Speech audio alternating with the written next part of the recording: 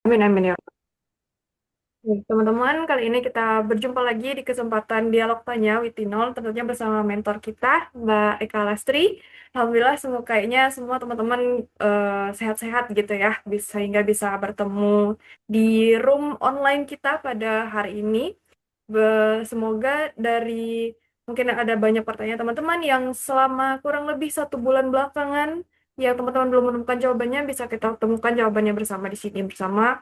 Baik kan, karena ada teman-teman yang bergabung secara online di sini, mungkin ada teman-teman yang langsung mau bertanya, boleh langsung diberikan di kolom komentar ya teman-teman.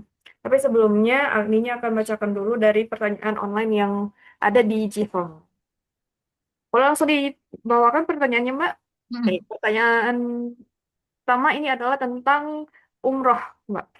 Dia bertanya, apabila kita umroh seorang diri, apakah sebelum dan sesudah umroh itu kita boleh melaksanakan hal-hal lain di Mekah atau Madinah, atau hanya boleh melaksanakan rukun-rukun umroh aja, kemudian meninggalkan Mekah, begitu, Mbak? Oh, aktivitas ya. Yap. Jadi, sepengetahuan saya, jadi kan memang umroh itu ada rukun-rukunnya, tapi saya lupa ya rukun-rukunnya umroh itu kan.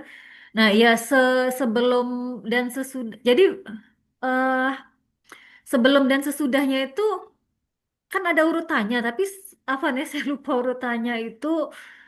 Dia tuh kan bedanya sama intinya tuh sama naik haji itu ya wukuf. Kalau haji itu kan ada wukuf di Padang Arafah pada tanggal 9 Zulhijjah ya kalau tidak salah 9 Zulhijjah. Nah, jadi boleh tidak kita melakukan aktivitas lain? Pertanyaannya kayak itu kan? Sama kayak sholat lah gitu kan. Jadi ketika lagi sholat ya kita sholat dulu. Kesimpulannya boleh gitu kan asal sudah melaksanakannya gitu kan secara urut. Memang melaksana itu kan ada urutan. Rukunnya itu dilaksanakan dulu ya sebelum dan sesudahnya intinya tuh digenapin dulu ini kan digenapin dulu rukunnya. Kalau sudah genap rukunnya tuh sudah selesai aktivitasnya ya boleh melakukan yang lain. Kayak gitu. Itu kan pertanyaannya boleh tidak melakukan hal yang lain kan? Apakah kita tuh cuman boleh melakukan aktivitas umroh itu be laju tidak boleh shopping ya? Kurang lebih gitu ya. Boleh balik dari aktivitas apa ya dia tuh ada yang keliling itu tawaf kan. Nah, ya laksanakan dulu. Habis dari tawaf itu baliknya boleh shopping atau menuju ke Mekah itu apa itu Ka'bah kan kita dari hotel kan nak ke Ka'bah. Ya boleh belanja dulu gitu kan. Belanja dulu gitu kan. Nah, nyampe ke Ka'bahnya itu mungkin pas agendanya jadwalnya tawaf ya tawaf gitu kan balik lagi eh belanja boleh. Nah, kayak gitu kok nak didetailkan. Jadi sebelum tawaf boleh belanja, kalau sudah jangan lagi tawaf nggak belanja. Itu lagi ngelingkar gitu kan. Stop dulu satu lingkaran gitu kan. Berapa kali ya tawaf itu ya? Ngelingkerin kan itu mungkin 7 kali ya nama aku lupa 7 kali. Satu kali lingkaran terus belanja dulu ya itu ya. Nggak boleh kalau cek itu kan selesaiin dulu. Jadi sebelum dan sesudahnya boleh untuk melakukan aktivitas yang tidak diharamkan. Ya. Emang kayaknya godaan terbesar tuh pengen shopping ya, Mbak, kalau ada di Madinah. Iya, pasti pasti belanja pasti di situ tuh. Nah, ngapain lagi kan? Lihat-lihat tempat bersejarah, habis itu belanja, belanja lagi. Paling itulah belanja tuh lah pasti yang digawain di situ.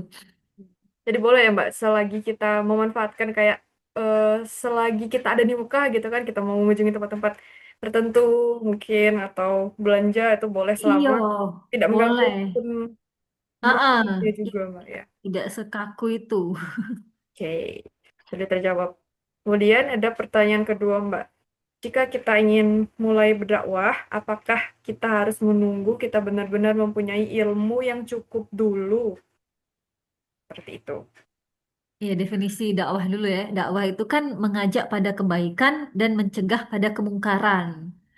Ya, jadi ngajak orang pada kebaikan itu tidak mesti kita baik dulu gitu. Jadi kalau ada satu kebaikan, contohnya gini, ngajak kajian. Ngajak kajian itu adalah bagian dari dakwah. Jadi ketika kita ngajak orang itu kajian, ini sudah dakwah gitu. Jadi nggak perlu aku ngajak Jian tuh kajian nunggu aku hafal 30 juz gitu kan. Ah, nggak berani ngajak Jian kajian. Aku belum hafal 30 juz kan gitu kan. Biasanya waktu biasanya sih patokannya hafalan Al-Qur'an ya, hafalan Al-Qur'an atau baik ya gitu. Nah, definisi baik itu kan membingungkan hari ini. Hari ini yang membingungkan. Padahal sebenarnya definisi baik itu kan kembali ke syariat. Baik dan buruk itu disandarkan pada syariat. Nah, hari ini definisi baik itu kan keblinger ya. Kan baik itu hari ini apa ya? Wong yang galak traktir diomongin baik kayak gitu kan, sekalipun dia tidak menutup aurat nah gitu. Jadi tidak nunggu baik dulu ya. Pahami dulu definisi dakwah pertama itu. Dakwah itu adalah mengajak pada kebaikan dan mencegah kepada kemungkaran. Itu. Jadi kita boleh ngajak orang kajian, nyebarin apa itu quote-quote, itu sudah bentuk dakwah. Nah, ini tidak nunggu diri kita perfect.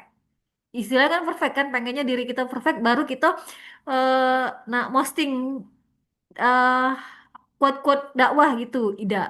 Tidak. Orang Palembang kayak ini. Tidak mesti ini ya, nunggu diri kita perfect lah, simpelnya tuh. Tidak nunggu perfect. Ya, kita pakai dalilnya sampaikan walaupun satu ayat. Jadi kalau kita tahu satu ayat ya sampaikan kebenaran itu. Jadi tidak nunggu. Bahkan sebenarnya sebenarnya kan dakwah itu menampar kita. Jadi misalnya, jadi tidak nunggu kita baik dulu atau tidak nunggu kita perfect dulu. Jadi sampaikan walaupun satu ayat. Jadi misalnya kita tidak berkerudung. Terus kita posting, berkerudunglah gitu kan. Ada postingan bahwa menutup aurat itu adalah wajib kita posting padahal diri kita tidak berkerudung. Nah, ini nih kaki akan jadi tamparan untuk diri kita. Ya, aku nih ya posting terus saya berkerudung itu malu juga aku posting tapi nah jadi sebenarnya dakwah itu adalah eh menasehati diri sendiri atau menampar diri sendiri. Jadi dosa takut. Terus dia posting-posting kebaikan bahwa sebenarnya itu akan nampar diri sendiri. Nah, itu. Iya ya Mbak. Dia juga kalau biasanya kayak keinget tuh bener nggak sih Mbak apa yang jangan pikirin gitu kan? Kalau misalnya Rasulullah dahulu kan juga ketika mendapat wahyu misalnya kan ya Mbak melalui malaikat Jibril satu ayat gitu kan Rasulullah langsung menyampaikan itu jadi juga landasan Dan gitu kalau misalnya kita dapat pembelajaran baru misalnya satu-satu itu juga boleh kita kasih tahu ke orang lain gitu bener juga nggak sih Mbak? Iya, benar. Memang sebenarnya seperti itu. Waktu itu Rasulullah tuh belum perfect kan gitu. Masih banyak perkara-perkara yang Rasulullah belum tahu gitu. Tapi tetap beliau ini nyampaikan gitu. Ada pertanyaan lagi kan yang dia ditanya, dia belum tahu, dia diem dulu gitu kan. Kaget baru dia jawab gitu. Gitu. Iya, jadi berangsur-angsur kan Al-Qur'an itu turun kan bertahap. Tidak ada langsung berapa 114 ayat itu. Iya, nobody tidak ketika Rasulullah belum perfect juga sudah ini apa? Sudah berdakwah. Tuh, iya ya Mbak. Nah, Soalnya kalau misal kayak nunggu ilmu kita cukup nggak sedangkan bakal, sampai mati pun kita nggak akan pernah berhenti belajar ya Mbak. nggak akan pernah cukup itu kan, nggak akan perfect itu. Oke, sudah terjawab. Nah, kayak pertanyaan di online itu aja sih Mbak. Kita teman-teman dari yang ada di room Zoom ini, kalau ada yang mau bertanya boleh langsung unmute atau ketik di kolom komentar teman-teman, atau reaction angkat tangan boleh raise hand. Itu ada Oke, ada Bella. Mbak Bella. Silakan Mbak Bella mau bertanya apa? Assalamualaikum, Mbak. Waalaikumsalam Waalaikumsalam. warahmatullahi wabarakatuh. Ini izin tanya. Mhm. Bentar, kok mendadak? Oh ya, ini mau nanya ini, Mbak. Kalau kemarin tuh ada yang nanya gini sama saya tentang haid gitu loh, Mbak. Kalau misalkan ya ini dalam kondisi seperti ini, Mbak. Telinganya itu lagi sakit. Terus dia itu udah selesai haid gitu, Pak. Dan dia mau mandi, tapi kayak ragu gitu tak karena katanya nggak tubuhnya itu nggak terkena seluruhan, jadi kayak dia was-wasnya di situ mungkin ya. Jadi gimana sih Mbak, maksudnya boleh nggak sih kita tuh menunda mandi di situ di saat bagian telinga ini itu sakit, dan di situ eh, paham gak sih maksudnya pertanyaannya gitu Mbak?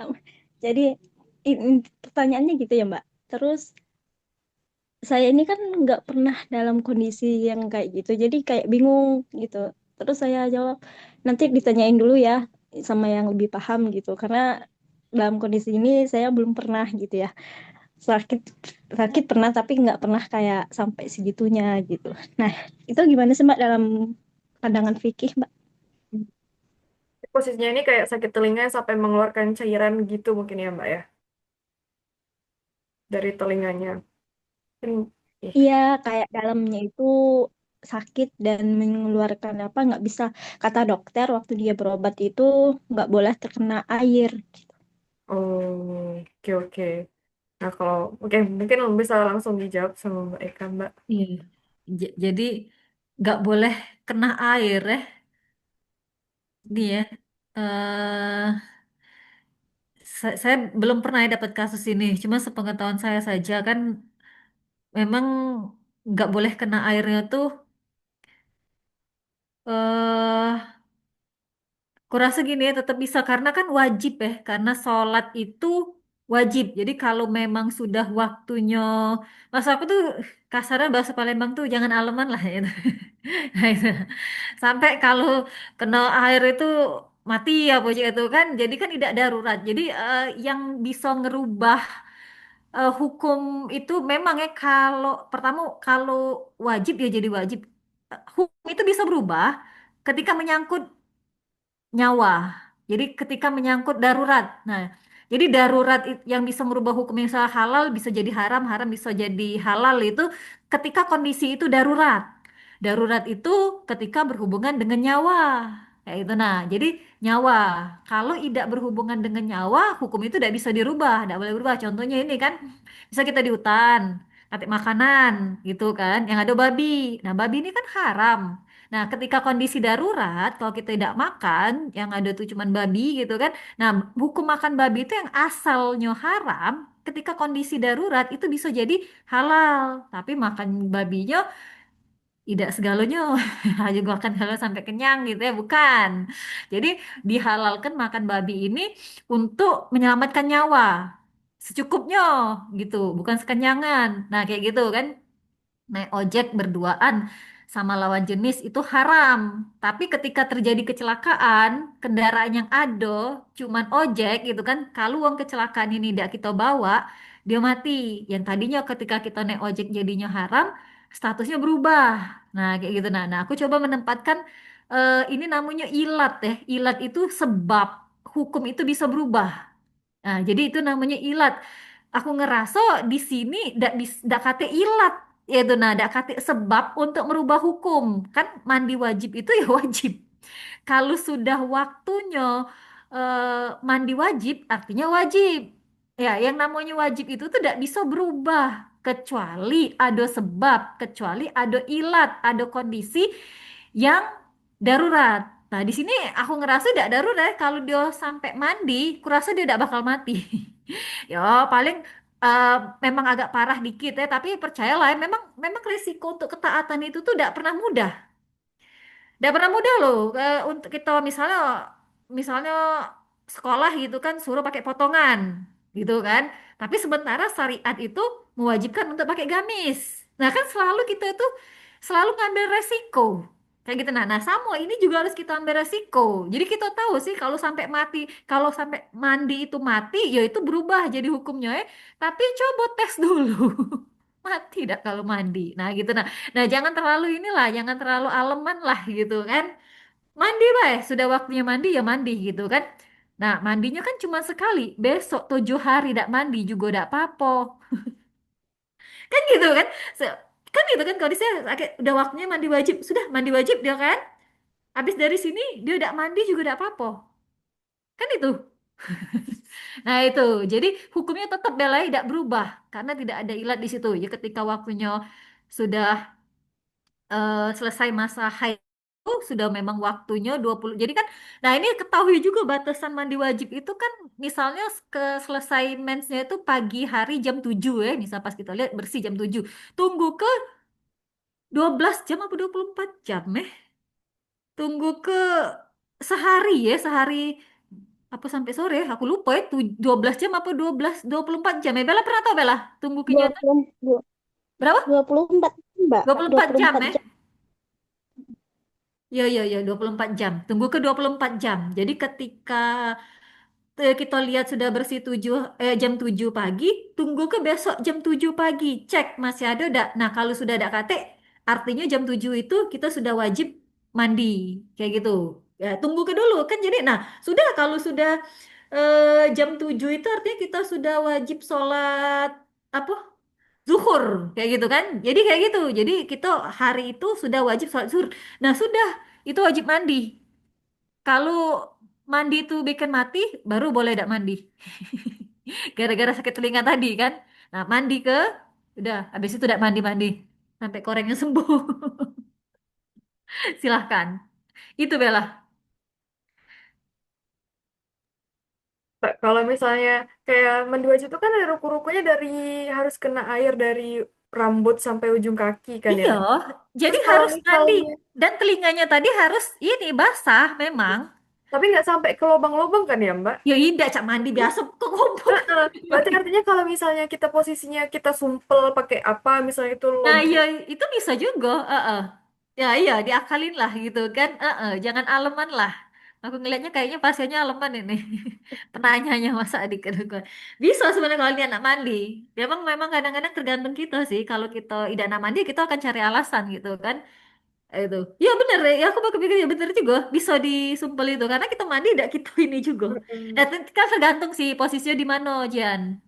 Ya mungkin lukanya di daun telinga mungkin kan. Nah, tapi kalau daun telinga kan memang ini ya.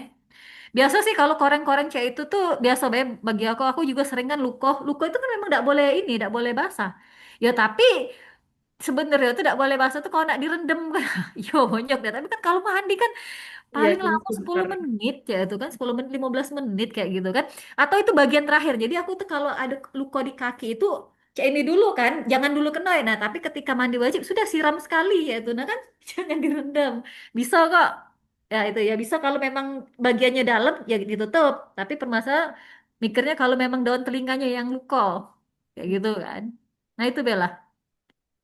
Ya. Ya, Jen. Nah, terjawab ya Mbak Bella. Terus ada lagi Mbak Bella yang mau ditanyakan lagi? Ada, ada. Oke, Ini Mbak, silakan. pertanyaannya kalau misalnya ini kayak gini, misalnya Mbak, di hutan itu kan kita kayak dikasih keringanan untuk kalau nggak menemukan makanan gitu ya. Dan kalau misalnya Mbak, kita ada di hutan, terus menemukan kebun orang misalnya, yang nanam mangga lah atau apa gitu. Dan kita posisinya nggak tahu punya siapa, dan di situ dalam kondisi kita tuh bener-bener udah lemes banget, udah mau pingsan gitu ya. Dan kita kan nggak boleh nyuri, Mbak, nggak boleh nyuri. Tapi kalau dalam posisi kita ambil itu, tapi kita nggak tahu yang punya, itu boleh nggak, Mbak? Eh, paham nggak sih, Mbak, maksud pertanyaannya? Ya, Nah, paham. itu gimana, Mbak? Itu kan darurat ya misalkan ya. Tapi kalau udah kuat pun, misalkan kita mau cari siapa nih yang pemiliknya nggak nemu-nemu, itu gimana, Mbak? Oke, boleh langsung dijawab Mbak Eka. Ya, jadi kan di dalam Islam itu wajib untuk menjaga nyawa ya. Jadi menjaga nyawa itu wajib. Kita itu ya sampai kalau kita nak dibunuh, kita boleh ngebunuh. Nah, kayak gitu hukumnya. Nah, jadi termasuk juga ini. Saya juga pengen agak sedikit nyenggol ini ya pemerintah. Jadi kelaparan itu tanggung jawab pemerintah ya. Oke ke yang pertanyaan tadi. Jadi pertama dalilnya itu bahwa kita itu sama Allah itu diwajibkan untuk menjaga nyawa. Jadi wajib menjaga nyawa. Nah, di posisi itu eh, boleh jadi mencuri itu di dalam Islam dibolehkan ketika menjaga nyawa. Ingat, kalau nyago nyawa apa sekebon diambil? Saya tanya dulu ke Bella. Bella, kalau jago nyawa apa perlu kita ngambeknya sekebun? Enggak, Mbak, Sepohon? secukupnya aja. Enggak. Nah, nggak tahu kan, gitu kan seberapa untuk menjaga nyawa itu kita harus makan. Nah, jadi di dalam Islam itu diperbolehkan mencuri untuk menjaga nyawa. Ingat ya, jadi makanya di dalam Islam, kalau ada rakyat kelaparan, misalnya kan di dalam Islam itu kalau mencuri itu dihukum potong tangan. Kalau mencurinya seperempat dinar, satu dinar 4,25 gram, artinya seperempat dinar 1 gram lebih. 1 gram hari ini 2 juta, artinya mencurinya yang 2 juta dipotong tangan. Kalau mencuri roti, itu yang dihukum kepala daerah. Yang dihukum itu pemimpin. Jadi di dalam Islam itu, kalau ada rakyat yang mencuri karena kelaparan, yang dihukum itu adalah pemimpin. Makanya Umar ketakutan ketika ada rakyat yang kelaparan. Ingat kan ceritanya yang masyur gitu kan? Ada seorang ibu yang ngerebus batu gitu kan untuk menenangkan anaknya yang lagi nangis. Anaknya nangis, ibunya tidak punya apa-apa. Jadi ecak-ecak supaya anaknya tidur. Iya, dek, nah kakek ibu lagi masak gitu kan. Padahal yang dia masak adalah batu gitu kan. Jadi anaknya nangis-nangis sampai tertedok gitu kan, terdengar sama Umar. Dan memang emaknya ini ibunya ngerutu kan, mano ini Umar dia enak-enakan itu kan, kita di sini kelaparan kayak gitu katanya kan. Nah Umar denger itu kan, Umar sudah, jadi Umar datang langsung ini sama Umar tuh berdua ya sama pengawalnya tuh kan, langsung ke Baitul Mal ngambil gandum gitu kan, gendong gandum itu sampai pengawalnya tuh ngomong biar Diobe yang ngangkat gandumnya. Umar ngomong, dosa ini tidak bisa diwakil ke, jadi biar aku yang ngangkat gandum ini nyerahkan ke ibu itu gitu kan. Nah jadi disinilah bahwa kelaparan itu tanggung jawabnya, bahwa pemerintah itu punya kewajiban untuk memenuhi kebutuhan pokok gitu. Nah, baik lagi kalau jawabannya ke Bella tadi, boleh mencuri hanya untuk menyelamatkan nyawa. Jadi tahu ya seberapa ya diabetes. Ya sebutir dua butir seperti itu kan. Sudah, jadi halal di dalam Islam itu untuk menyelamatkan nyawa itu. Itu Bella. Tapi ya poinnya ada yang ingin aku sampaikan, masalah kelaparan di Indonesia ya, bahwa itu tanggung jawab pemimpin, bahwa pemimpin itu yang akan dimintai pertanggungjawaban nanti, bahwa orang-orang yang mencuri karena kelaparan itu tidak berdosa, tidak boleh dihukum. Yang dihukum itu pemimpin seharusnya. Nah, clear gak Bella? Itu ya, poinnya dapat ya dari pertanyaannya maksudnya. Maksud Baik, jadi. Mbak. Dapat, Mbak. Oke, terima kasih Mbak Bella. Selanjutnya ini ada pertanyaan dari Mbak Dila, Mbak, di Oh kolom iya, chat. tadi ada. Ya, Iya. dibacain dulu. Mbak, jual beli emas sesuai syariat itu bagaimana, Mbak? Apakah kalau kita beli emas tapi emas digital di Pegadaian itu hukumnya apa? Dia dalam bentuk tabungan emasnya, bukan sistem cicil, Mbak. Ya, jadi beli emas itu ya dan biadin. Beli emas itu harus tunai dan langsung. Tidak boleh di wakilkan, maksudnya cash and delivery lah bisa dibilang. Jadi harus gitu akad. Jadi ya dan biadin itu cash dan langsung serah terima. Jadi cash, jadi bayarnya itu harus cash, kemudian harus diserahkan. Itu namanya ya dan biadin. Harus tunai, kemudian langsung harus diserahkan. Langsung harus diserahkan. Jadi haram emas digital itu tidak ada. Memang jadi kacau sistem hari ini. Sistem hari ini itu kan kapitalis. Kapitalis itu artinya ngejar masa asas manfaat. Jadi tidak peduli halal haram. Sampai bank syariah pun mengkreditkan emas. Jadi beli emas secara kredit haram. Bank BSI ya, BSI Bank Syariah Indonesia. Itu dia jual emas. Tapi disuruhnya kita nyicil. Ini kan haram. Jadi beli emas itu harus kontan. Jadi pertanyaannya bagaimana Mbak beli emas sesuai syariat? Jadi beli emas secara syariat itu barangnya harus belinya harus tunai dan ketika pembayaran harus langsung diserahkan. Tidak boleh ada jeda. Jadi harus langsung lah. Jadi aku bayar dulu ya. Besok aku ngembeknya. Tidak boleh. Jadi langsung. Jadi itu ya sesuai dengan syariat itu harus tunai dan langsung diserahkan gitu. Kalau kita beli emas tapi emasnya digital di Pegadaian, haram. Tidak boleh.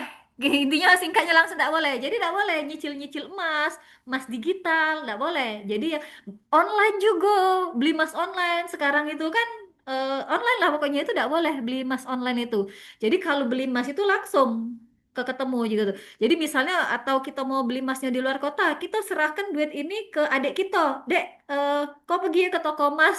Jadi tidak bisa kita transfer ke toko emas. Toko emas kakek diambil sama adik aku tidak boleh. Jadi harus akadnya secara langsung ya. Akad gitu, akad tuh langsung serah terima aja itu nah. Jadi apa itu namanya? Kalau dalam bahasa itu ya dan biadin, tunai dan diserahkan tanpa jeda. Tanpa jeda tuh itu ya. Jadi kan bisa juga tunai ya. Kan kita belanja online tuh tunai kan. Tapi jeda kan barangnya kaget dikirim dulu. Nah, tidak boleh. Jadi kalau kita nak beli emas di luar kota gitu kan kita harus akad wakalah. Jadi kita wakilkan. Jadi kita wakilkan ke adik kita ini sebagai perwakilan kita. Emas itu punya kita, bukan punya adik kita. Jadi duitnya kasih ke adik kita lah yang berakad dengan tukang emas itu. Di mbaknya emasnya kan dia bakat jual beli, dah baru kakek kita datang ngambeknya. Jadi tidak boleh dijedah. Clear dak, Dilah? Hah, sinyal putus-putus. Hmm. Mbak, nanti insya Allah bisa ditonton recordingnya Mbak ya, kalau kurang jelas. Intinya tidak boleh ya Mbak, kalau beli emas itu secara online. Harus face to face gitu lah Mbak ya istilahnya. Ya, Berarti intinya sekalipun misal kita bayar emasnya secara online, tapi kita belinya tuh langsung, itu nggak apa-apa Mbak ya. yang mana? Kita misal ke toko emas nih, tapi bayarnya tuh ngirim ke banknya gitu. Oh iya, boleh. Jadi itu Boleh. bayarnya pakai uang digital. Ya, uang digital. Boleh. Yang penting emasnya tuh Berat, harus harus secara langsung diserahkan gitu ya Mbak. berarti Iya, Mbak, tidak boleh dijedah. Ya. Penyerahan dia nggak ditunda. Mm-mm. Gimana Mbak Dila? berarti Mbak, misalnya berarti harus bentuk barang ya Mbak ya? Ya, makanya Bitcoin itu. Bukan. Bitcoin salah Jadi, satunya. Haram. jadi di Pegadaian tuh kan ada namanya sistem tabungan emas. Nah, jadi kita beli tuh 1 gram emas tuh langsung nih cash ya kan. Jadi nanti tuh dalam bentuk saldo Mbak. Kita tuh dikasih kayak buku tabungan itu nggak boleh, tapi bukan barang gitu loh Mbak. Dalam Iya, bentuk saldo. sistem Nggak ini boleh tuh Mbak. menjebak kita untuk masuk neraka. Sistem itu namanya. Itulah namanya sistem kapitalis itu. Jadi ekonomi ini dibuat dengan asas manfaat. Tidak ada memikirkan syariat. Makanya banyak kejebak oleh sistem itu. Kalau kita tidak belajar. Tidak boleh. Di BSI juga. Kalau di BSI itu suruhnya nyicil. Kalau model di BSI. Oh, oke Mbak, mengerti Mbak. Makasih. Oke, Mbak. Oke, insya Allah clear ya teman-teman. Teman-teman yang lain di room Zoom apakah ada yang mau bertanya lagi? Boleh langsung unmute atau ketik di kolom chat. Kalau enggak, Jan mau tanya dulu boleh gak Mbak? Ya, Masih silakan. terkait dengan mandi wajib tadi. Jan keinget waktu itu ada yang pernah nanya ke Jayan. Tapi Jan pernah coba tanyain tapi belum clear gitu. Dia nanya, boleh nggak sih Mbak kalau misal kita tuh dalam keadaan junub gitu kan ya Mbak. Tapi juga baru selesai mandi wajib, baru selesai haid gitu. Jadi belum mandi wajib. Apakah mandi junub dan mandi wajib ini boleh dijadiin satu gitu Mas, sekalian? Junub tuh artinya dia habis berhubungan ya. Mm-mm, Maksudnya tuh. betul. Nah, ini haram ini. Jadi kayak gini ya, dijadinya sih kok satu. Jadi dia lagi junub kan, ya cak mana ya? Dia tuh head, lah bersih, belum mandi kan. Betul. Kalianlah dia berhubungan gitu kan. Biar nah itu haram. Jadi artinya si suaminya itu kan si istri kan belum belum bersih, masih haram. Sudah digaulinya kayak gitu nah. Jadi si istri itu jadi selesai masa head kan, langsung mandi. Kemudian berhubungan kan sama suaminya, baru mandi lagi. Jadi tidak boleh di sekaligus ke. Jadi kalau di sekaligus artinya suaminya itu menggauli istrinya tuh belum bersih, belum dimandi ke secara syariat gitu kan. Jadi kalau langsung digaulin artinya menggaulin ya istri belum keadaan suci, suci lah. Kalau dikatakan bersih-bersih, tapi belum suci. Kayak gitu nah. Jadi clear kan? Jadi tidak boleh. Jadi selesai head langsung mandi, baru bergaul sama suaminya, mandi lagi. Tidak boleh dirangkap. Ya, oke Mbak. Nah, keadaannya udah suci jadi digaulin, walaupun sudah bersih. keren banget. Kita teman-teman ada lagi yang mau ditanyakan, kita masih ada waktu sekitar kurang lebih setengah jam. Dari Mbak Dila, Mbak Ainun, ada Uni Alifa juga, Mbak Lia ataupun Mbak Apriliza.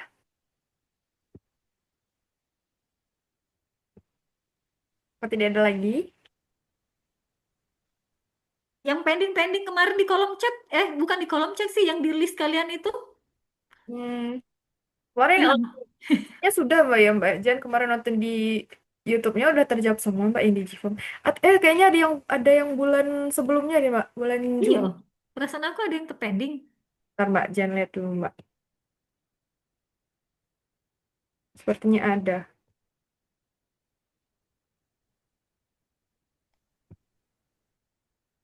Batasan komunikasi dalam ini sudah.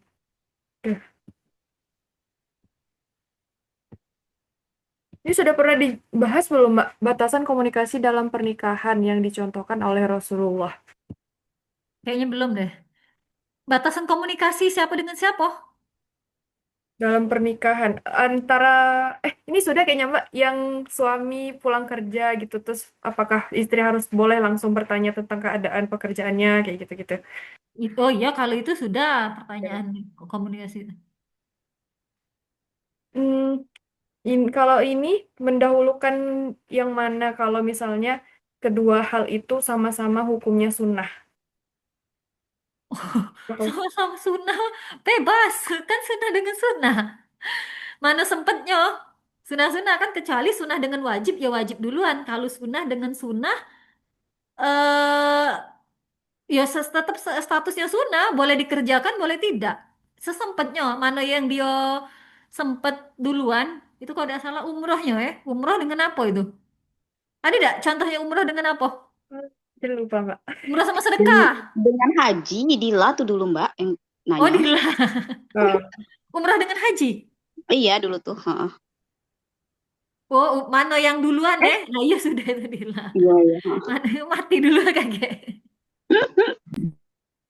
ya. Kalau ini Mbak, saya izin bertanya bagaimana cara menghadapi orang yang keras kepala dan mau menang sendiri Mbak. Itu pertanyaan siapa? Nggak tahu Mbak. Ini sudah jangan langsung copy ke note. Oh, iya ini ya, tidak detail masnya tuh. Siapa yang keras kepala ini? Makanya harus detail. Lakinya. Kalau posisinya orang tuanya gimana? Nah iya, itu kan jadi kita tuh harus kalau nggak,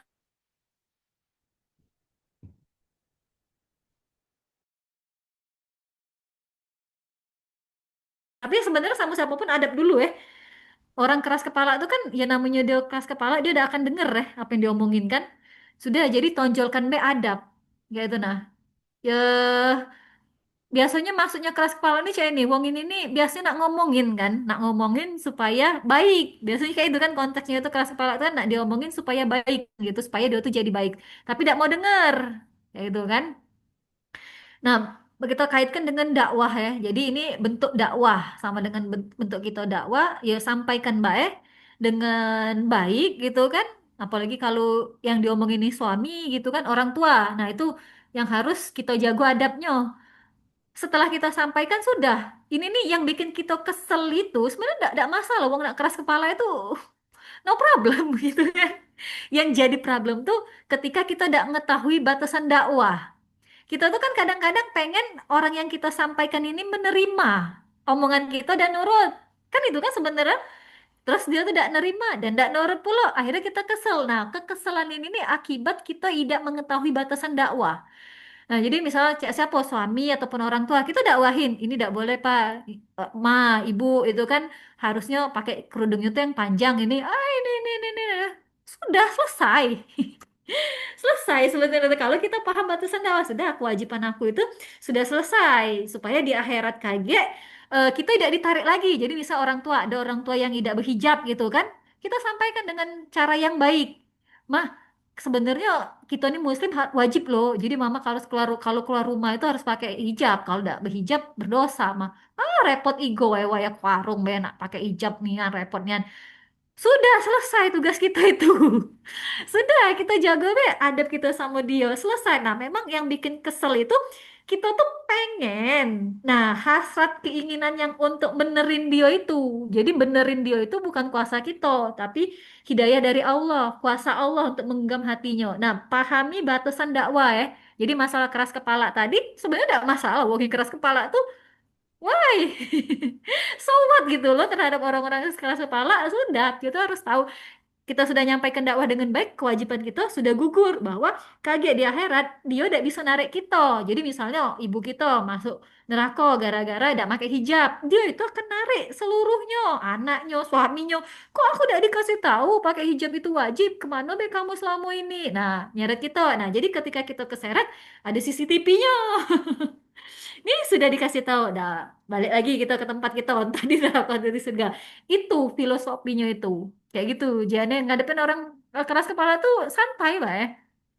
Yang Mm-mm. jadi masalah tuh ketika kita punya hasrat untuk ngelurus ke dia. Ya, jadi ingat kata-kata juga katanya tuh sebenarnya kita tuh dakwah tuh untuk menyampaikan kebenaran ya, Mbak, bukan mencari pembenaran. Jadi sekalipun orang mau mikir kita tuh ya salah gitu kan, nggak perlu diperdebatkan, Mbak ya. Iya, gitu. Yang penting kita sudah menyampaikan Sudah apa selesai. yang benar itu. Ya. Nah, ada pertanyaan lagi dari Mbak Lia Ya, Putri. baca dulu. Assalamualaikum, mau bertanya Mbak, boleh tidak kita pisah rumah sama orang tua guna untuk biar tidak ada konflik karena orang tua kita kadang suka marah atau emosi kalau memberi nasihat, kadang cara bicaranya kasar sampai menyakiti hati. Pisah rumah guna menjauh biar tidak ada konflik dan tetap baik-baik saja, tapi tidak mutus hubungan, cuma lebih biar tenang aja, apakah diperbolehkan? Terima kasih sebelumnya. Ini entah single atau sudah menikah. Kalau sudah menikah jelas boleh ya. Kalau sudah menikah. Tapi kayaknya dia masih single ya. Kayaknya dia masih single.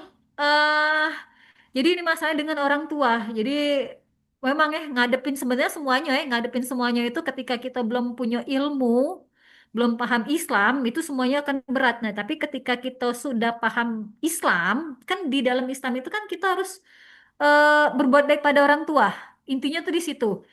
Nah, jadi kalau nak pisah rumah, kalau dengan cara baik-baik, boleh. Tapi Bu, jangan lagi rebut, ngangkat koper. Lagi rebut, angkat koper.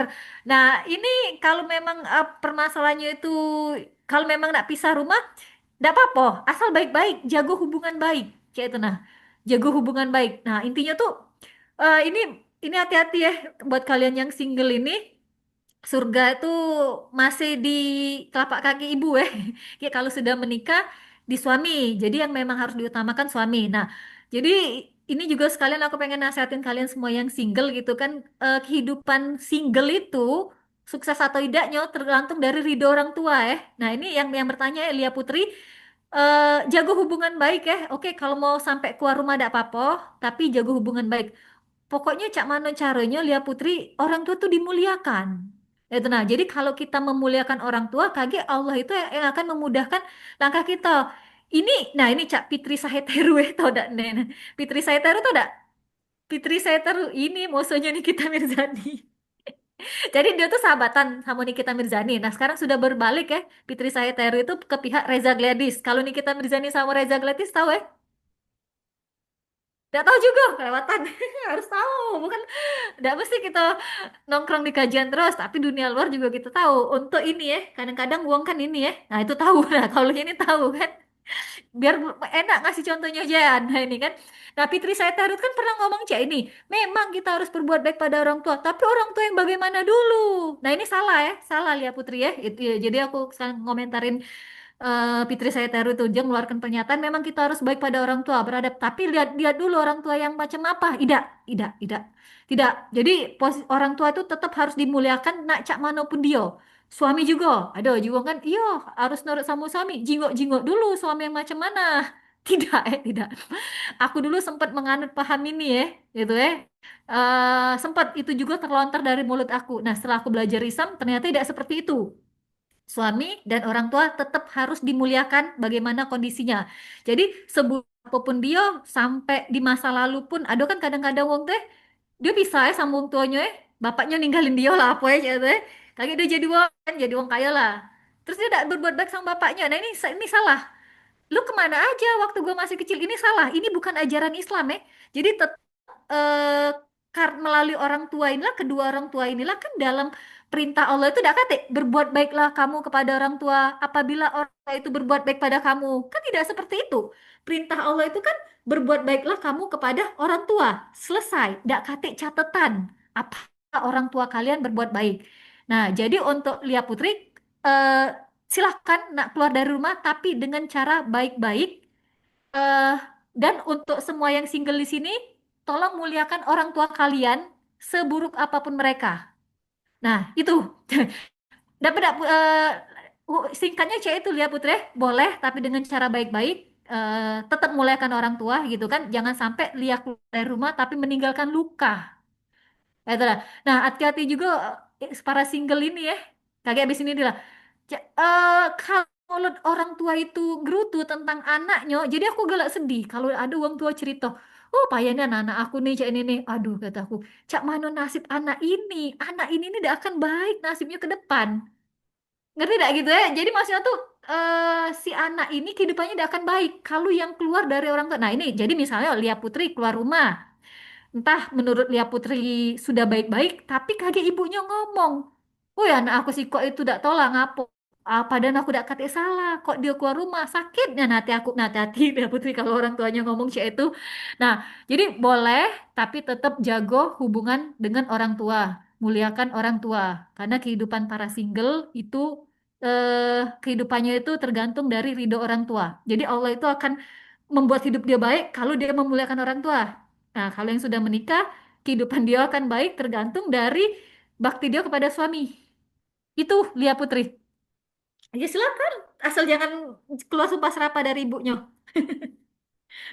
Mungkin bisa diakalin ya, Mbak. Misalnya mungkin emang kita udah mampu untuk buat beli rumah misalnya sendiri, boleh baru Ya, dikeluarkan. betul. Wah, gitu ya, Ya, Mbak. kalau cewek itu kan dia justru jadi bangga, anak aku lah bisa bangun rumah dewek walaupun masih single. Nah, intinya ya Cak Mano, nya singgah ketika Lia Putri keluar, apa nih, baik Mbak, enggak sih ya, sudah ada rumah sendiri. Nah, yo, tetap Hmm. jaga hubungan baik gitu. Pokoknya jangan sampai Lia Putri ya sumpah serapah keluar dari mulut orang tua tentang kita. Mm-mm. Oke, saya clear ya Mbak Lia. Nah, ini ada pertanyaan lagi dari Mbak Dila. Iya. Pertanyaan lagi Mbak, pernah ikut sharing Thomas Tinol? Oh ini, oke. Terus pematerinya bilang kalau misalnya suami kita meninggal, terus kita Gelu, menikah. gelu, gelu. Apa dia? Ya ulangin dulu, ulang. Ya. Nah, pernah ikut sharing Thomas di Tinol, terus pematerinya bilang kalau misalnya suami kita meninggal, terus kita menikah lagi, itu kita bakal ke surganya, bukan sama suami yang meninggal, tapi sama suami yang terakhir kita nikahi. Apakah benar ya Mbak? Ini Oh kayaknya iya. itu Jayan yang ngisi deh. Iya, dia Kamus penasaran apa baru ya? dengar. Kamus apa? Tokoh Toko muslimah Mbak. muslimah. Jadi kayak Oh. kisah-kisah muslimah zaman dulu dibahas Iya. gitu. Nah, inilah makanya istri Rasulullah itu tidak boleh menikah setelah Rasulullah meninggal. Kan tidak ada istri Serius, Mbak? menikah Iya. itu. Karena supaya di surga itu kalau dia menikah lah tidak berkumpul sama Rasulullah, rugi kan gitu. Makanya khusus istrinya Rasulullah itu tidak boleh menikah. Nah, itu. Makanya Aisyah tidak menikah lagi. Itu. Jadi benar. Makanya itulah membuktikan yang janda ditinggal mati itu. Kalau dia menikah lagi, dia tidak ketemu sama suaminya. Nah itu dia yang sedang kujago. Mamaku janda lah tua. Cak, nah, nikah lagi aduhnya aku. Yang tidak ketemu sama papaku. Ya tapi tidak tahu takdirnya gitu ya. Kalau sampai mama Oh. nikah lagi ya sudah, dia tidak benar hati cintai papaku. Iya dia lah gitu. Kalau suami, Mbak, berlaku juga kayak gitu, Mbak? Tidak, tidak. Kalau suami itu kalau tidak salah ya bersama istri yang paling dia cintai ya. Nah, tidak tahu aku istri yang paling cintai siapa, yang paling dia cintai. Lagian juga kan eh suami itu laki-laki itu kan banyak bidadarinya kayak. Oh iya. Tapi kan dia pasti ingat kita kan, Mbak. Kalau Apa? misalnya, tapi kan dia pasti ingat kita kan, Mbak. Kalau iya ya, kita kan nggak tahu akhir Yang akhir paling kiamat dicintainya. nanti. Tidak tahu siapa yang paling dicintainya. Bisa ini meninggal kan biasanya kalau suami itu istrinya meninggal. Nah, dia menikah lagi. Nah, dia akan bersama istri yang paling dia cintai. Agak susah Dia udah menelaahnya ya tahu kan gitu. sebenarnya. Iya.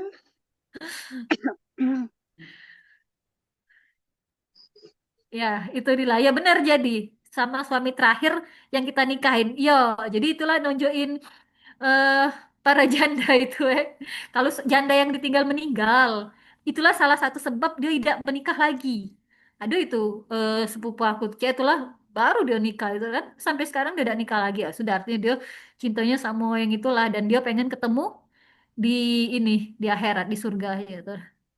Itu unjuk ke uang itu cinta apa tidak kalau perempuan. Ya, Mbak. Iya, Mbak. Kemarin juga bertanya-tanya kayak gitu.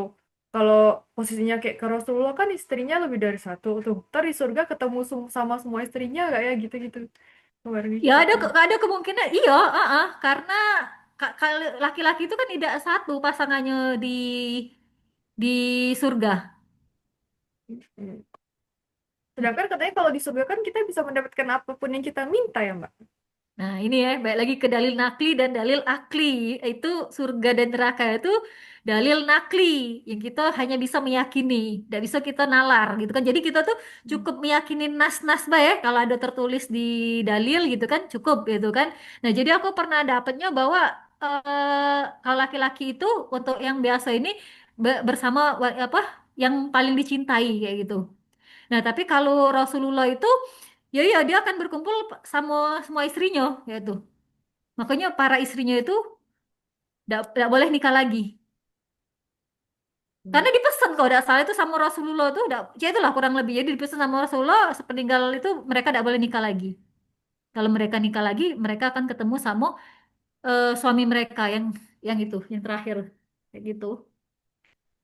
Nah, makanya balik lagi kalau kita tuh kan agak bingung ya, yaitu lah yang ini kalau lagi ini akhirnya dia berkumpul yang mana? Nah, jawabannya ada nas gitu kan, laki-laki eh bersama istri yang paling dia cintai. Jangan dinalar lagi itu dah, jangan dinalar lagi karena itu dalil nakli yang cukup kita yakini weh.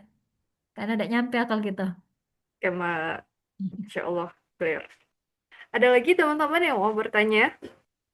Masih ada kurang lebih 10 menit lagi di room Zoom ini. Kalau tidak ada, kayaknya kemarin ada lagi Mbak yang bulan Juni. Tapi kayaknya ini Ya, bisa coba dicek dirangkum, deh. Mbak. Ya, pertanyaannya gimana caranya agar waktu kesepian kita itu nggak ngerasa sepi banget, Mbak? Kadang butuh teman cerita gitu dan kegiatan apa, Mbak, yang bisa mengisi waktu sepi itu? Iya, Itu ini satu. aku banget sebelum hijrah. Jadi sebelum hijrah itu hati ini nih selalu kosong ya. Hati ini terasa hampa gitu. Aku pernah jadi ngerasain itu sebelum aku mengenal Islam. Sebelum aku mengenal Islam, aku ngerasa hati aku selalu hampa. Jadi nah orang-orang yang belum ngaji itu dia pasti ngisi kekosongan itu dengan macam-macam. Ada yang ke mall, ada yang ke restoran, ada yang keluar kota, ada yang jalan-jalan gitu kan. Nah itu tuh untuk mengisi ruang kosongnya atau mencari kebahagiaan.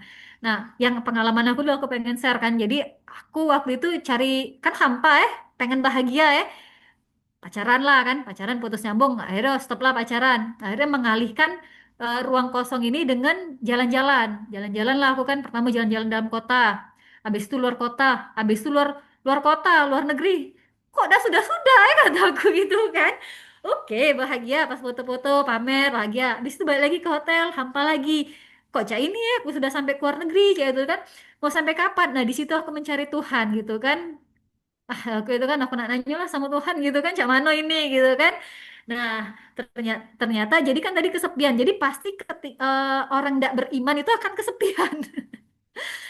Oke, jadi pertama kan aku memang ngisi ruang hampa itu atau kesepian itu dengan pacaran cuman karena pacarannya kandas-kandas terus gitu kan mengalihkan dengan jalan-jalan untuk mengisi ruang hampa itu dan jalan-jalan tidak berkesudahan.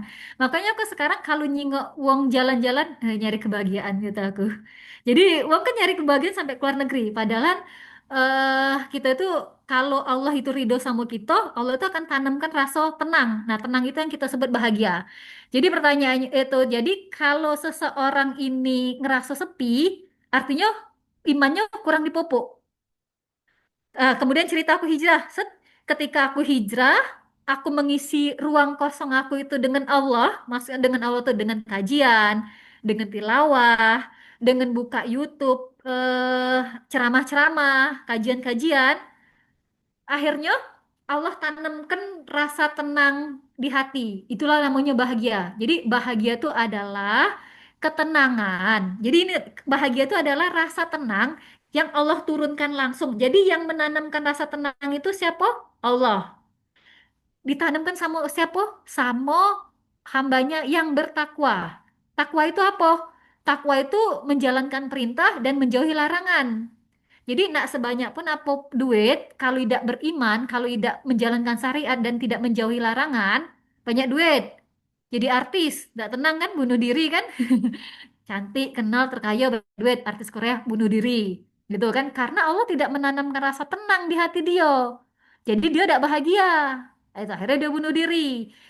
Nah, jadi buat yang kesepian, isi ruang kosong itu dengan Allah. Jadi kalau sudah diisi dengan Allah, kita itu kaget. Jadi ketika kita menjadi orang yang beriman dan bertakwa, menjalankan seluruh perintahnya dan menjauhi seluruh larangannya, ketika kita sudah berislam kapah, akan muncul rasa tenang dan kita akan bahagia sekalipun kita tidak punya uang. Kasarnya tuh seperti itu. Contohnya be kan, ada miliuner, ada tukang beca. Miliuner ini gelisah terus, gitu kan? Nah, tukang beca ini yang cuma bisa makan sekali sehari, tapi dia bisa beribadah, gitu kan? Dia beriman, dia bertakwa, dia tuh tenang hidupnya. Nah, jadi kan Allah nanamkan rasa tenang kemana? Ke miliuner apa ke tukang beca? Bisa Allah tanamkan rasa tenang itu memberikan, Allah tuh bisa memberikan kebahagiaan kepada tukang beca ini yang beriman dan bertakwa. Nah, jadi kesimpulannya untuk yang kesepian, isi dengan Allah di hatinya. Jadi kalau kita sudah mengisi Allah di hati kita tuh, tidak perlu boros. Kagetlah boros, lah keluar negeri lah, duit habis, capek, tidak bahagia juga.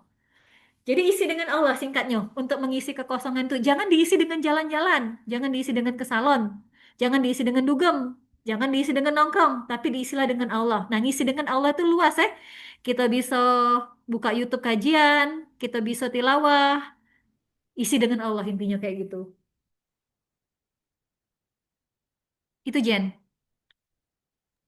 Jadi kayak kembali lagi pernah ke pembahasan yang tiga naluri itu ya Mbak. Kalau misalnya masih ada naluri yang lebih besar daripada naluri mengesahkan Allah, kita nggak akan pernah ngerasa tenang, aman gitu. Betul, Ngejar-ngejar dunia.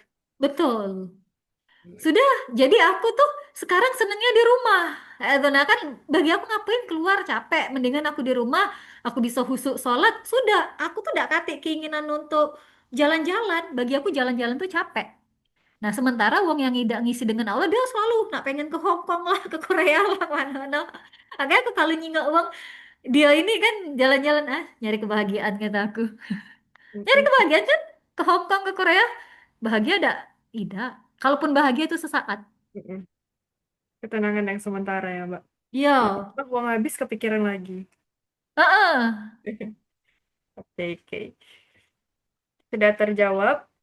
Teman-teman kayaknya waktunya sudah mepet ya Mbak, 5 menit lagi. Kalau teman-teman ada yang mau bertanya lagi, mungkin insya Allah kita bisa lanjut di sesi bulan depan. Insya Allah, semoga Allah kasih kita semua kesempatan dan Allah berikan kita semua kesehatan. Mungkin Mbak ada yang mau disampaikan Mbak terakhir? Apa ya? Ya ini untuk para single, muliakan orang tua, untuk yang sudah menikah, muliakan suami. Stop. Oke Mbak, jazakumullah khair Mbak atas ilmu-ilmunya hari ini. Semoga Allah berikan pahala yang tak terkira untuk Mbak yang sudah bersedia membagikan ilmu bersama kami. Syukur ya Amin. Mbak, dan syukur juga teman-teman yang sudah menyisihkan waktunya untuk ikut di majelis kita pada hari ini. Ninya mohon maaf atas segala kekurangan dan kesalahan kata. Kepada Allah kita semua mohon ampun. Kita tutup dengan doa kafaratul majelis dan juga istighfar serta hamdalah. Astagfirullahaladzim, astagfirullahaladzim, astagfirullahaladzim. Subhanakallahumma bihamdika asyhadu an la ilaha illa anta astaghfiruka wa atubu ilaik. Alhamdulillahirabbil alamin. Ditutup. Assalamualaikum warahmatullahi wabarakatuh. Waalaikumsalam. Mbak.